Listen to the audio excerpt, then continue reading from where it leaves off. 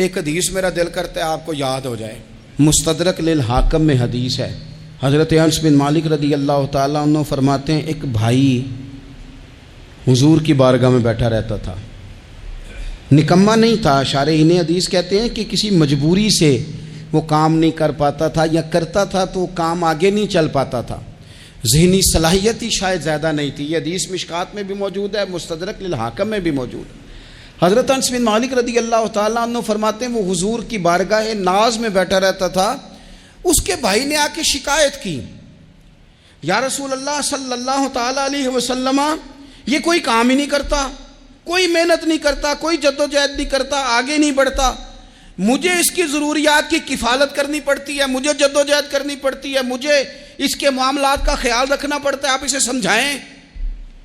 تو حضور نے بہت سارے لوگوں کو سمجھایا جو کام نہیں کرتے تھے۔ ہمیں سیاستہ میں وہ حدیث بھی ملتی ہے جس بندے کو نبی پاک صلی اللہ علیہ وسلم نے کہا تھا کہ تیرے پاس جو بھی گھر میں ہے لا، تو وہ پیالہ اور کمبل لائے تھے، حضور نے بیچ کے کہا تھا جا کلاڑا خرید کے لا اور لکڑیاں کاٹ کے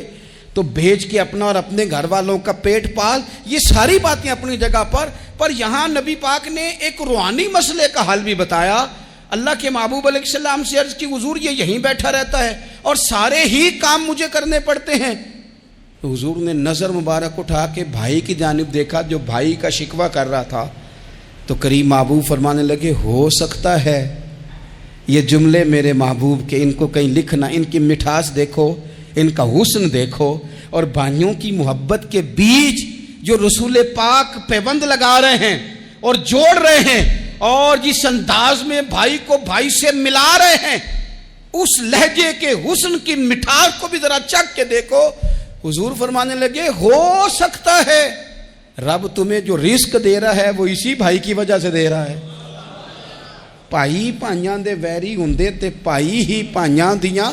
باواں، او بھائی ہو سکتا ہے اس کی وجہ سے تجھے مل رہا ہو، اس کی وجہ سے۔ وہ دروازے نہ بند کریں جن دروازوں کی برکت سے روزی آتی ہے، کبھی بھی وہ کام نہ کریں جن کاموں کی اگر آپ کو کل تک برکت تھی، کل تک کام ٹھیک چل رہا تھا، کل تک نظام بہتر تھا، اور آج آپ کو محسوس ہوتا ہے کہ کہیں کمزوری آ گئی ہے، کہیں حالات اس طرح کے نہیں رہے، تو پھر آپ غور کریں کہیں ایسا تو نہیں کسی غریب کا آپ کے گھر سے رزق جاتا تھا اور آپ نے بند کر دیا، کسی کی مدد ہوتی تھی آپ نے بند کر دی، کسی کے ساتھ شفقت ہوتی تھی آپ نے بند کر دی، کوئی شخص آپ کی وجہ سے تسلی میں تھا اور پھر آپ نے اسے تکلیف میں ڈال دیا۔